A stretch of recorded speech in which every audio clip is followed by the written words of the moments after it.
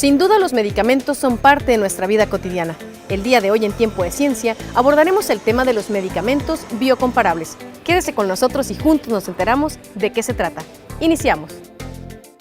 Pues muchas gracias por estar aquí, me da mucho gusto porque este tipo de mesas nos están acercando, están vinculando el quehacer duro de la ciencia que se hace en México y hay muy buen nivel, pero desgraciadamente no la gente común, la gente de a pie en estos saberes tan especializados, no tenemos acceso y no sabemos qué tanto pueden incidir en el trabajo y en la vida cotidiana que tenemos. Este tema, el de los medicamentos biotecnológicos, es particularmente sensible por muchas razones, porque incide o puede incidir de manera directa en grandes grupos de la población y puede convertirse, desde mi punto de vista y según los datos que he estado investigando, en un motor de crecimiento interesante. Pero más que hablar yo, pues me gustaría que los especialistas, que los doctores que están aquí, que nos acompañen, me gustaría, por ejemplo, Laura, que nos dijeras de qué estamos hablando cuando hablamos de medicamentos biotecnológicos. Muchas gracias, Javier. Buenos días. Buenos días, Tonatiuh y Francisco. Bueno, pues un medicamento biotecnológico es aquel que es producido a través de la biotecnología moderna. Le llamamos biotecnología moderna porque hay algunos medicamentos que están hechos por la biotecnología, como es el caso de las vacunas tradicionales, pero que tradicionalmente hemos clasificado como biológicos.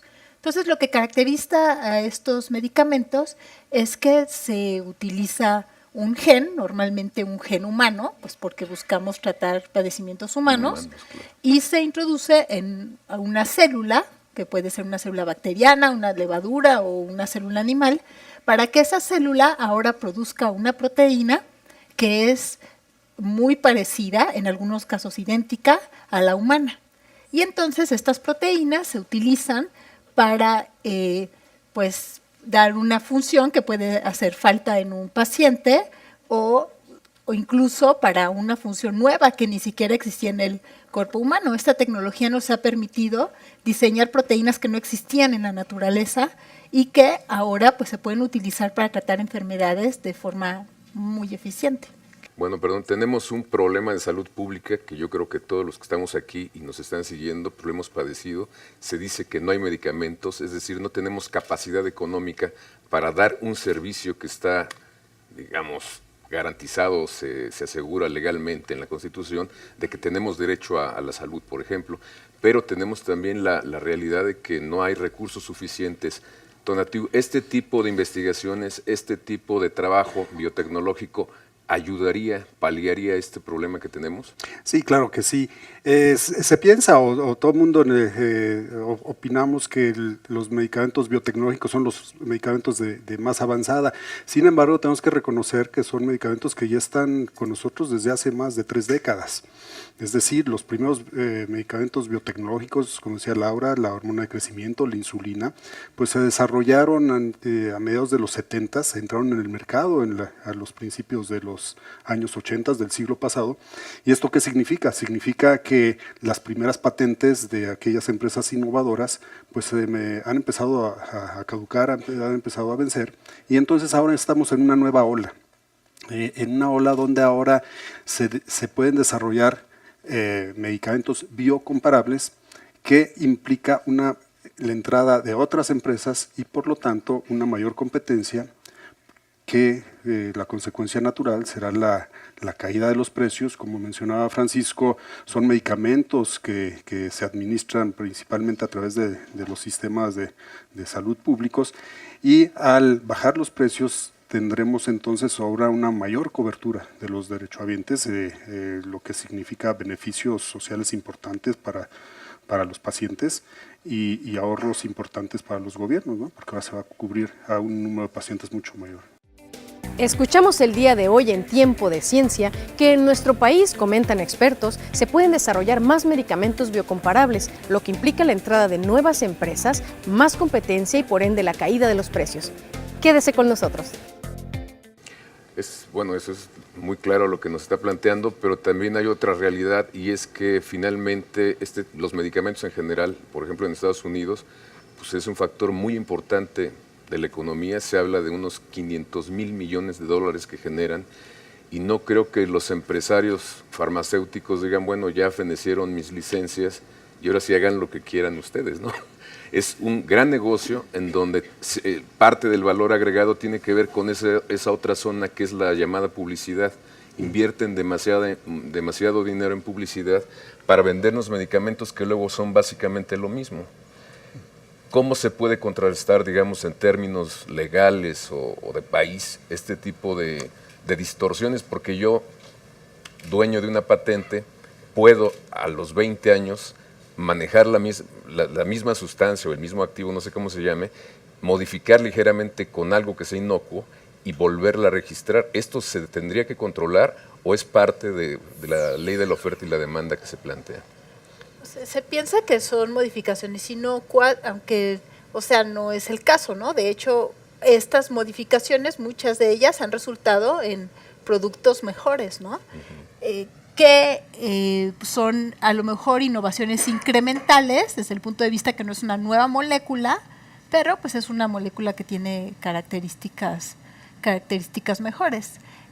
Considero que pues la base de todo siempre va a ser la información en general a toda la sociedad, ¿no? Al paciente, a los médicos, etcétera, que estén muy bien informados sobre las características de cada una de estas moléculas y con base en esa información pues tomen la mejor decisión en cuanto a cuál debe ser el medicamento pues que debe ser utilizado para una circunstancia particular. Y que tenga sentido.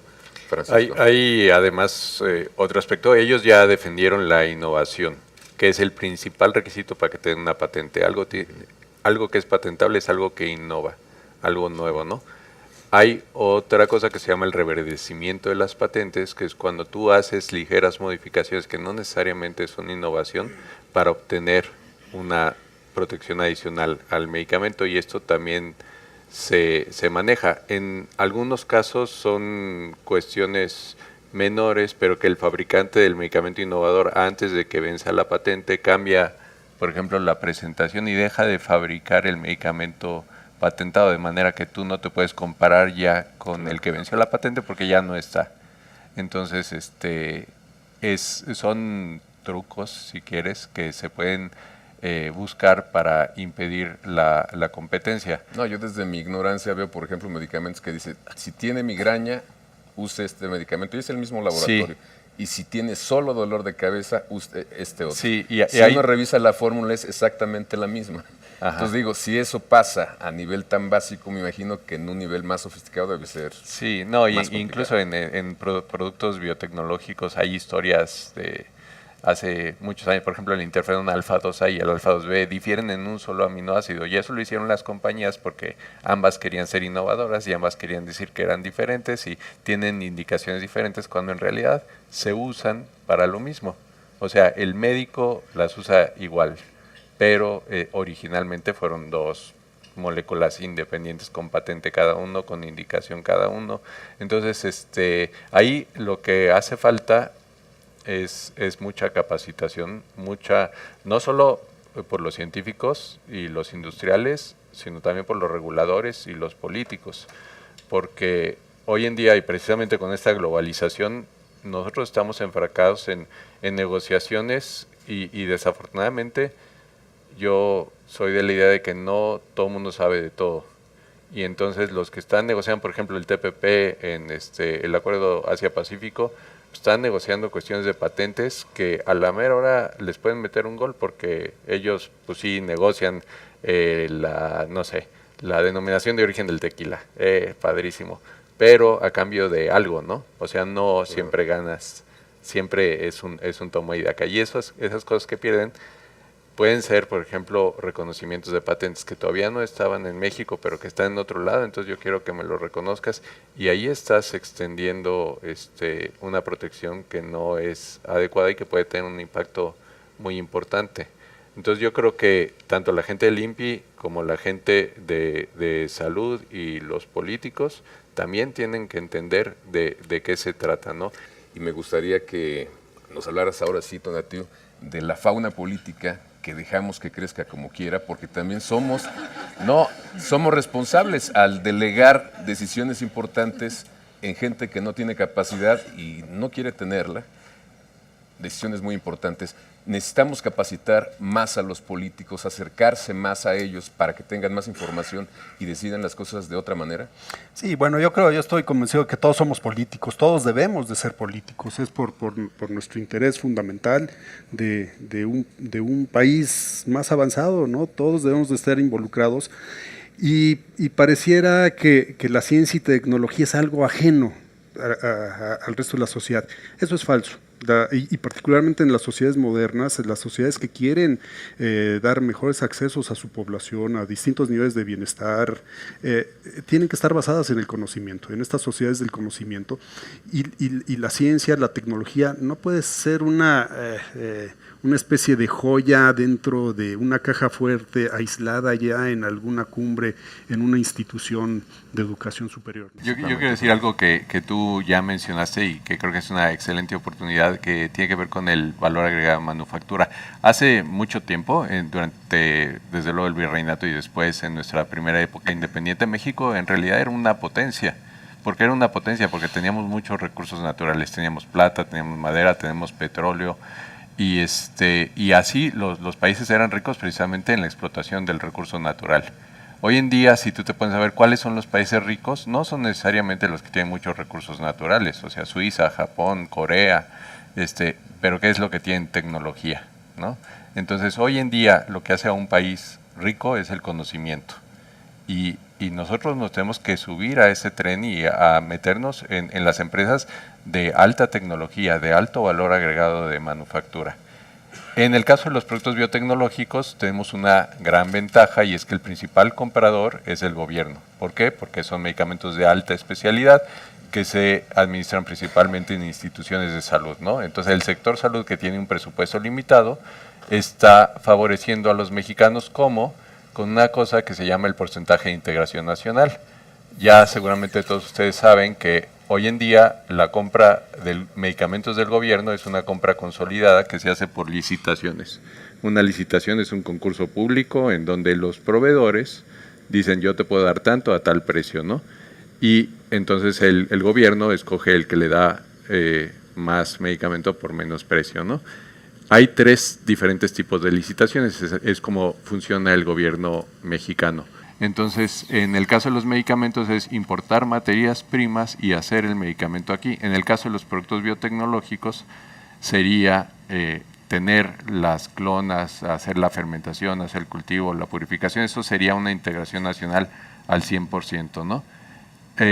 Lo que hace el gobierno es que si hay un productor nacional, hace la licitación con un carácter nacional. Quiere decir que solamente pueden concursar los productores nacionales, y eso es para estimular a la industria nacional.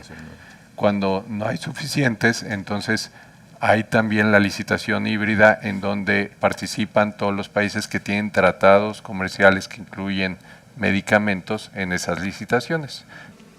Y otra vez, gracias a ustedes, gracias a las personas que nos siguieron a través del video streaming, con preguntas y también escuchando como nosotros atento a todo lo que estaba pasando en esta sala. Y pues les reitero el agradecimiento, porque creo o formo parte de este grupo que cree que conocer es importante. Gracias. Nuestra misión es mostrarle avances en materia de ciencia y sociedad. Muchísimas gracias por acompañarnos el día de hoy en la mesa de análisis medicamentos biocomparables que realizó el Seminario Permanente Las Ciencias y Tecnologías en México en el siglo XXI. Recuerde que puede visitarnos en nuestro canal de YouTube, Cibnor Oficial, y nosotros lo esperamos la próxima semana. Hasta luego.